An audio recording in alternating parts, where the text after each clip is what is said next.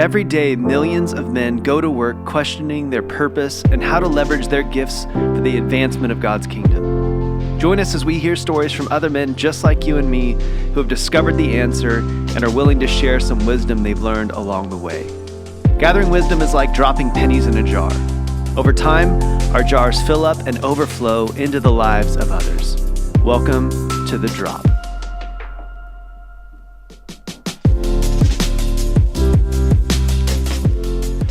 Welcome to The Drop. My name is Michael Pick, and today we're joined by Ken Peterson. How you doing, Ken? Doing great, Mike. Good to be here, buddy. All right, thanks for coming. Hey, Ken, why don't you start us off by telling us a little bit about your family? My family, well, born and raised, my family came from a little town of Salinas. You guys probably know it up the road. Most law enforcement knows it because of the crime nowadays, but it was a little town, about 70,000 people. I'm number 5 out of 6 in my family. And so that's where we started. I got 2 older sisters and 3 brothers. So that's the start of my family. Then here, I'm married, been married for 21 years to my wife, Margie. We have 2 boys and a girl. And so, yeah, got a 20. He just turned 20. 20, 18, and 16-year-old in the gang, yeah. And you guys live locally? We do. We live in Arroyo Grande. Just up on like Stagecoach and that area right there. Yeah, not too far. So 21 years, congratulations. Thank you. 22's around the corner next month. So that's a heck of an accomplishment. Yeah, so far so good. Yeah. How did you get from the valley, or the Salinas Valley, to the Central Coast? Yeah, good question. It's kind of a roundabout. I was accepted to Fresno State, go Dogs, and a lot of my friends from Salinas were ag or other things. They came to Cal Poly, so I would come visit because Fresno is an oven in the summer and a freezer in the winter. And so I come out here and the weather was nice, and I really enjoyed the green hills, and the people were good folks, and the temperatures were great. And I had a sister living in Grover, so I visit her too. And it just was in my deep down, like, I want to live here. I really hope it works out to live here. And of course, you know, everybody says there's no way it'll happen. So that's kind of how it began that way. And then I went to grad school up in the Bay Area for optometry. And again, it's just like, where do I want to live when I don't want to live here the rest of my life? There was a time I could have, and I just still, San Luis Obispo County, someplace was still in my heart. And again, people were still saying, you're not going to make it. And I thought there was an opportunity to buy a optometry practice down here, and that was my ticket down. That's where kind of it all became the beginning of my being here. So, okay. Yeah. How long ago was that? That was 1995. So, yeah, 26 years. Kind of went backwards. Funny, when I got here, I kind of found out that you usually move here after you get married and have kids. Well, I had neither. I was single. I met my wife in a singles group, fortunately, by the grace of God, down here, and then we started a family. So I kind of went a little bit backwards, but the big thing was to move here and, get established. Okay. Yeah. So you're 5 of 6 kids, is that right? Exactly. Okay. Where do your siblings live out in the United States? They live anywhere from as north as Spokane, Washington, and then as south as Costa Rica.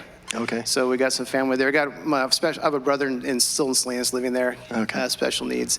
And actually have a sister living in Grover Beach. So We're kind of that stayed west side. Okay. West of the Rockies there, yeah. So out of high school, you go to Fresno. Yes. And what did you study there? I was a biology major. I did just biological science. I was thinking about pre-med. And so it was in this other, like a functional biology, which is really hard. And then it just kind of went from this scene that I was trying to study to get A's, and it wasn't working, wanting to go to med school. And so eventually trickled into optometry, which my dad actually recommended for me. It's pretty interesting because he kind of saw that it's healthcare, it's science, it's biology, but it's not 9 to 5, and you're not killing yourself to work weekends and have pagers. And it actually was a great advice from my father.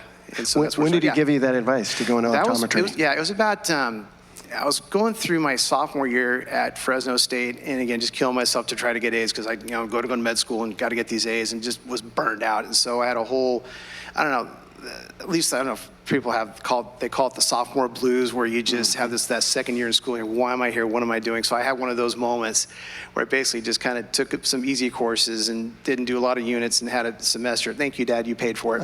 But, and in that time, that's when my dad introduced it to me. And so that's when I started pursuing optometry. And oddly enough, once I kind of took the pressure off my back, I took the same courses I could have taken from med school, but my grades got better, and I had a much better college life and a great experience. So it wasn't just this academic, put my nose to the ground and not expose me, enjoy the fruits of being in college, enjoy that experience. Sure. Yeah.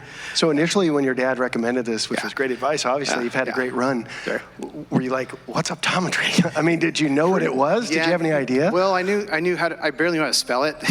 So Okay. luckily, I got that, and that's one of the first things they teach you in optometry. But it was kind of nice. My dad told me about it, and then actually there was in his office group, he had an optometrist, and this optometrist took me to lunch, and the guy was really my inspiration to become an optometrist. I actually was volunteering. He let me sit on a patient and watch him do his work, and I watched his interaction with patients and just helping people see. I mean, it's so interesting. It's such, you don't think about how powerful it is to see, and it seems like it's pretty trivial because I just do it so much, but the results and the satisfaction from patients, and watching him do that, I could see myself, and having a personal relationship with the patients was really fun. Okay. And so even when I got accepted, my dad said, you got to tell Jim Hicks. Dr. Hicks was his name in Saline, so I went and told him right away, and he was a Cal grad too, so pretty fun. Okay. Yeah. So you had some good advice. You followed through. Got a little inspiration from a mentor. Big time. And where did you end up going to earn your doctorate? Doctorate was at Cal Berkeley. Okay. So all right. I'm a bulldog and a bear. Dog and a bear. And a bear. So when they Okay. play each other, I'm kind of torn on who to root for. Okay. Yeah. So I went there, and so went up there.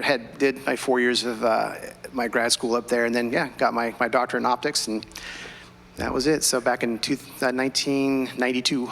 So got that. Yeah. So how does it work? So you get an undergraduate degree, which in biology. Then you got your doctorate, and then are you licensed to be an optometrist? You are definitely. Optometry, fortunately, I got my degree because I wanted to fall back just in case. I thought I'd be a high school biology teacher. But fortunately for optometry, at least back then I didn't have to. But it was nice. I got that, so I got my degree. But I'm sorry, what was the question? Sure. Yeah, sorry. So the process of becoming exactly. I'm sorry, yeah. So basically get the doctorate, you get licensed, and then, you go out to practice. Some people will go into residencies and specialize, or, become, professors, or, lab clinicians and whatnot, but I didn't. I just got my degree and moved on. Yeah, started working. And my goal is always to own a practice. You know, some folks, all the smart people, they did, they became instructors at the school and whatnot. But that was my goal, to get out and find a place to live and run my own business. So walk me through a typical day. Like, how was your day-to-day as an optometrist? What do you do as an optometrist? Yeah, it's interesting. The typical day, it's funny, I guess I'm not such a typical optometrist. There's the private practice. The typical day there is, going in, seeing patients, maybe 10 to 12 patients a day. It could be a full exam. It could be a contact lens check or fitting. It could be a glaucoma workup. I mean, there's different facets because we've leaned on a little more medical since I've graduated, and it was kind of where optometry's gone. Even though we're still, glasses, contacts, optics, that's kind of where our bread and butter. But today I was at a Tascadero State Hospital, so I'm up there doing eye exams on patients, mentally ill patients, and so that was a whole day of seeing those folks. And you change gears a little bit, but your goal is to help them see and to take care of their eyes. And no matter what shape, size, whatever, people they need to see and have healthy eyes to see. And so I try to have that there. I've done nursing home work. I've worked at county jails before, done some work there, and seen some unique things there too. But again, the basics is just, treat them like a human being, get them, help them see, and that's really the big push I always have in my heart, is to get them to get some nice glasses and get them seeing better. Really pays off. Yeah. So it's very satisfying. Yeah, it is. That part is. Now, when somebody puts a pair of glasses on and sees for literally the first time. I had that yesterday. Some teenage boy had an eye condition. It's called keratoconus, and his eye's cone. It's like a cone shape, and he's never been treated, and he didn't know he could see any better. And then we put these special contact lenses on him, and he put the first lens on, and he lit up. Like, he could not believe, it's like, also his eyes were supercharged, or think the word, but yes, that part is very satisfying. And be able to be that guy to help that person out, or get the referral to the ophthalmologist when you saw it first, yeah, that's really something, Mike. So what's the difference between an optometrist and an ophthalmologist? Good one. Besides the spelling, which, Yes. again, Don't test me on that. I kid you not, when we were in school, they had us spell optometry and ophthalmology. Like, my eye anatomy was like, here's how you spell this. And so, yeah, optometry's foundation and basis is optics. It's bending light and helping people see that way. So we refract patients, which means bending light, to create a focal point on the retina so that people can have a clear image of whatever they're seeing or need to see. Okay, so that becomes glasses, which that was our bread and butter. And then contact lenses also came into the picture. So that's optometry. That's our basis. Ophthalmology is more medical, health, surgery. They're the medical folks. Like, if we have somebody with a bad eye, before we would send them to ophthalmology, and they would do the surgeries or treat with the medications and things. So that's the basics of our work. So thank you for the simplified explanation. I'm sure it's more complicated than that. I appreciate it. In some ways. Well, it's kind of what's happened to you, Mike, is that optometrists try to do a little more ophthalmology. It's kind of weird. Like, we're doing like glaucoma, which is fine, but so we do more of that with our optics. And ophthalmology has kind of swung and done a little more like eye exams and things. It's interesting, but those are our basics, and they're pretty interesting. Yeah. Thank you. So let's pivot a little bit and talk about your faith. Yes. So did you come from a faith-based background? How did you come to know the Lord, et cetera? Yeah, very good. That came through, we were raised, my dad always got us to church. We were raised in a Presbyterian church, baptized there up in Salinas. And so we were there 8 o'clock every Sunday, sometimes early, because my dad was always a morning person. Not too often, because there's no way I'd get up be at the church at 7:30 sometimes. So that was the basis of things. So I knew of God, of church, of sin, of hymns, and there was a very ritualistic part of the service that I knew of, but I didn't know. It was not until Young Life actually came around. I knew of the things in the Bible, and they gave me one, and I read it. But it wasn't until I got into Young Life, and then that changed everything. There was like this God that was supposed to be really far, far away. This is powerful. I don't think it's an entity. I get that, but just like a person I can envision and imagine.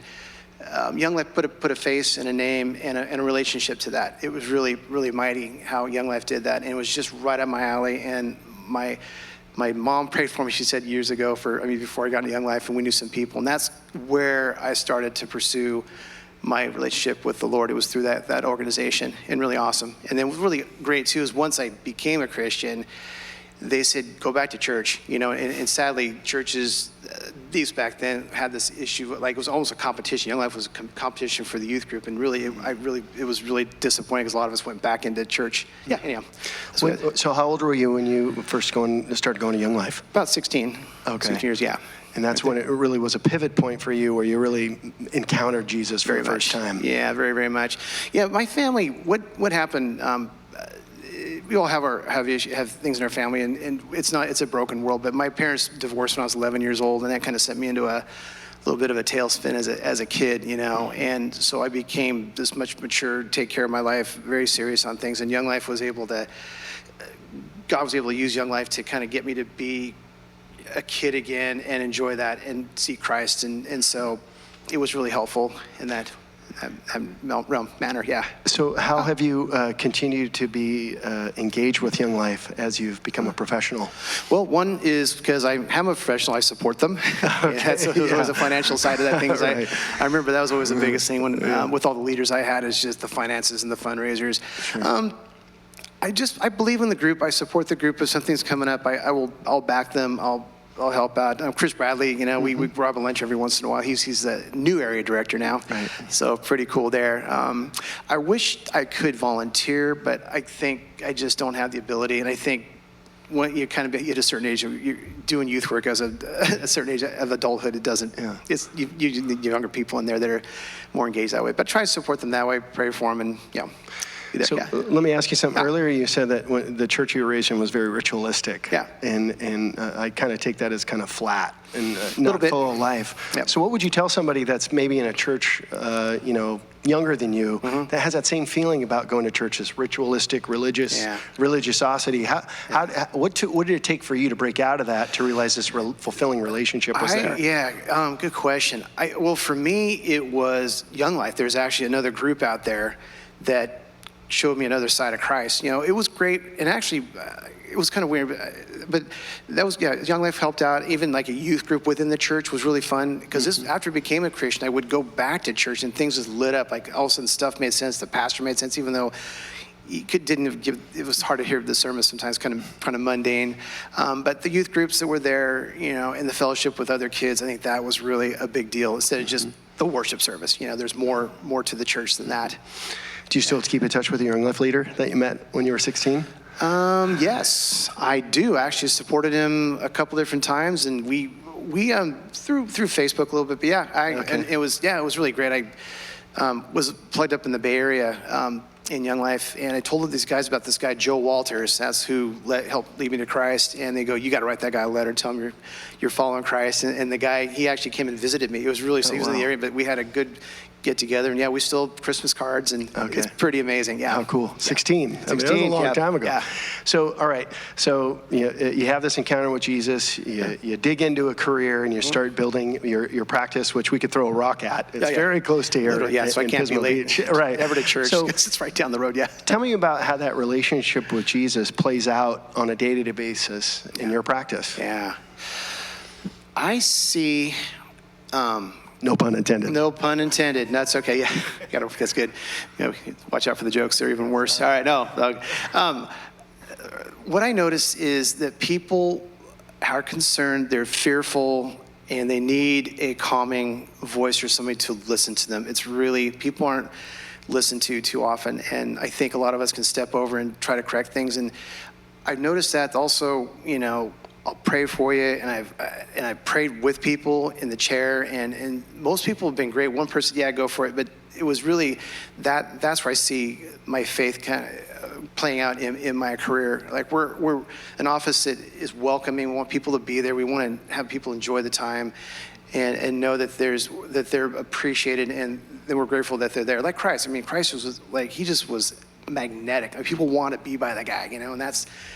I want our office to kind of have that vibe to it. Yeah. So how do you do that as a leader of your office? The practitioner. How do you do that? What kind of things, mandates do you set? Habits do you set to instill that? Boy, I try to go off of just trying. What are my gifts? And the only one gift I tend to see come is encouragement.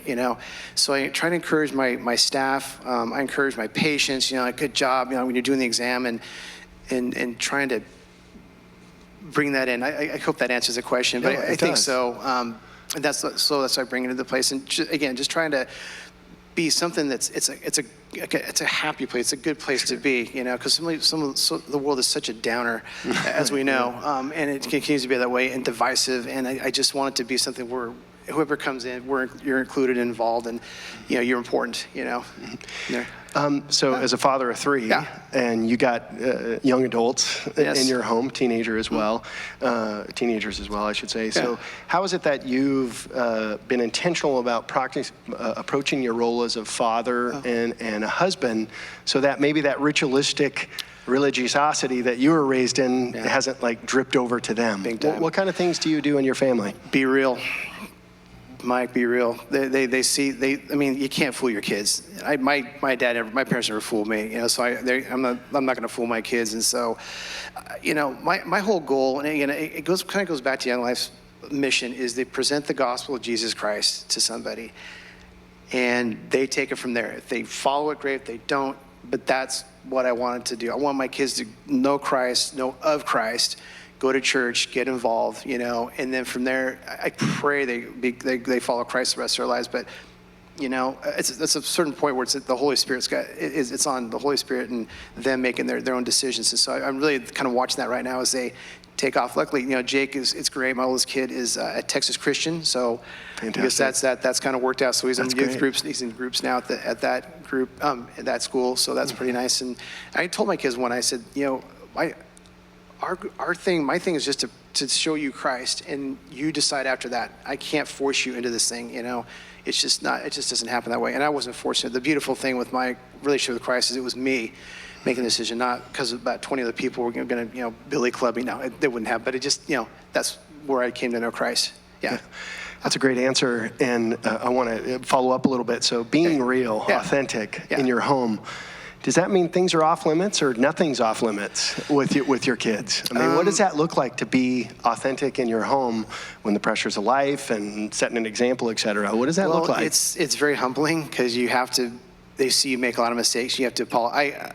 What I watch is I have to apologize quite a bit because I've made the mistake. It's not me being the dad and the overseer and the whatever, and it's just this ogre over my kids, and they can't do anything about it. I've really tried to be more vulnerable with them that way, and know when I screwed up. I remember there was one time, I think Josh, I said something or did something with him one night, and I knew he felt bad, and he was like 8 years old, and I said, I gotta confess, I need to apologize to somebody at this table, and it's Josh, and his lit up, he smiled, and he, like I was apologizing to my 8-year-old, and it's just, that's what I think you gotta do, and there's a lot of forgiveness in there, and I gotta forgive my kids too, because, we all make mistakes, and, watch out the pressures I put on them. Yeah, right. In there, because it's easy to, when you run your own office, you're the dictator, and you can run things, and you come home, and you gotta drop that. That dynamic's different. Yeah, exactly, yeah. So how did you learn that lesson? How did your approach to parenting is just to be real, and being a husband? What was it that was significant about your walk with Christ that taught you that lesson? I think it was watching the pride my father had,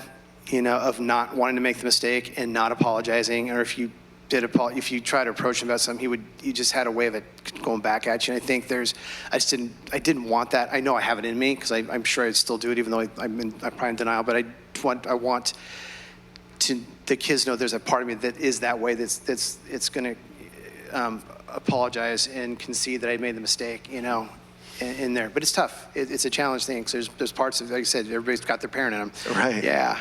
So. Well done on that. So, looking as we're sitting here talking, it seems like you've had some kind of major steps in your life. Young Life was one.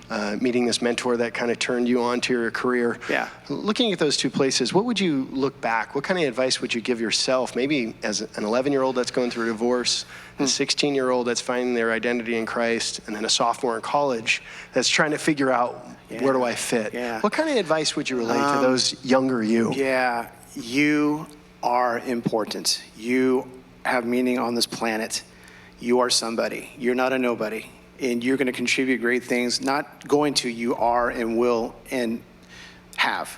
I really, again, it's a big deal for youth to not think it's their future. They're now, doing stuff. And I think 11-year-old has an important contribution, And again, going back to Young Life, I love what the beauty of Young Life, again, in anything, I'm a very relational guy, Mike, is that I really love pouring into the kids and seeing what they're doing with their lives because I'm not there anymore. I've got my routine, my habit, and I love the creativity and the gift and things. I get bummed when they get stifled. It's really unfortunate.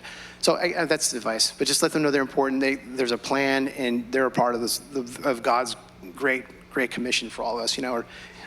So that's very good advice. So Ken, we've been talking a lot, and you've really been transparent about some of the meaningful events in your life. But now, I see you as this great success story. You're a dedicated family man, dedicated father. You run a great practice. But now your children are about to be adults. Yeah, no kidding. So what is next? Yesterday. Looking forward to those pivotal moments. What are the next pivotal moments you see coming? And then you prepare for it. Well, one is for my wife as grandkids. I'll be in there. I've thought about it a lot, Mike, because what I've always heard and people said too is when you retire, you don't retire, you redirect. You don't want to just retire and be done with your, that all shrivel up. So what I've always wanted to do and get back into is some sort of ministry of some sort. It's work at the church or, like discipling, young professionals or anything like that, where I'm using what God has given me and bringing that back to, the group. And like Bruce Terrell, he was that kind of guy to me for some time. Really great. And just to bounce stuff off of, he's been there, done that, and to just apply what I've learned. But it's an exciting time. I think it will be just to do that, but just to have that as a next step. I'm not a builder. I like to cook, but I'm not going to build stuff. Okay. So that's next. So planning on using the gifts, your relational gifts, and your passion for Christ for someone else. Yeah. Really, that's the goal. I would. No, I love it. It's really just something. I remember, because I guess people spoke to me that same way. I was some mentors through the years. And Bay Area had a really great group of guys. This one guy, Bob Martin, who sadly passed from pancreatic cancer a number of years ago. But he was our guy. He was like, they call him our father in Christ. Okay. And so I saw that, and I would love to have that, to be able to do that to the generation below me, or have that as part of my repertoire, I guess. Thank you for sharing that. So final question. Okay. So, you've talked a lot about helping people see. What is that moment like when, for the first time, you get to help someone see? What is that like? It's insanely fulfilling, Mike. It's amazing. What a couple of K probably mentioned, there's a boy that came in today or yesterday that had a condition called keratoconus. I told you about that. And he put the contacts on, and first time he's looking at when I stopped, I can see the strands of hair in your head. I mean, you don't think about that stuff. And it was so fulfilling. He was so grateful and so thankful. And I got to be a part of that segue. And, I have my labs, I have my people, but really to have that, very, very satisfying. Again, I had somebody that I was looking in their eye, and they said, I can't see. Well, I found a tumor. I mean, really scary, and got them to the specialist, and it saved their eye. I mean, so being that kind of a gatekeeper, because it really considers primary eye care. So we're kind of somewhat a gatekeeper to referrals and whatnot. And cataract surgery, same thing. The cataract surgeries are so great. The ophthalmologist, the implants, the experience, and when they can come out and they just see the colors, like the blues are back. And I said, one gal worked at one of the pharmacies here, and she didn't have a lot of money. She paid good money for these lenses, and she said it was well spent. She actually cried in the chair, like, I can't believe how well I see. It was such a touching moment there, So very much that. It's pretty amazing, and it's almost unbelievable that I'm allowed to be a part of that process with these folks. Yeah, really something. Man, I can't help but think of Jesus' miracles of turning the blind to see. It's just so relevant. I don't know why I'm fixating on it, but it's incredible. What an incredible gift. Powerful. Actually, there's a patient came in that was a missionary, and she used that because they would do cataract surgery and lead people to Christ. Like, this is Christ, helping you see from being blind, and a lot of folks came to know the Lord that way through this. Yeah, pretty meaningful. Yeah. All right, Ken, so we've been sitting here for a while, and I really appreciate your time. We have this little tradition we do on the drop. So this jar kind of represents the wisdom we're collecting, and there's some pennies in it. So metaphorically, if you don't mind dropping a penny in it, because you've shared some wisdom on our path. I would love to. My pleasure. Thank you, Ken. And Mike, thanks again. No, awesome. Blessings.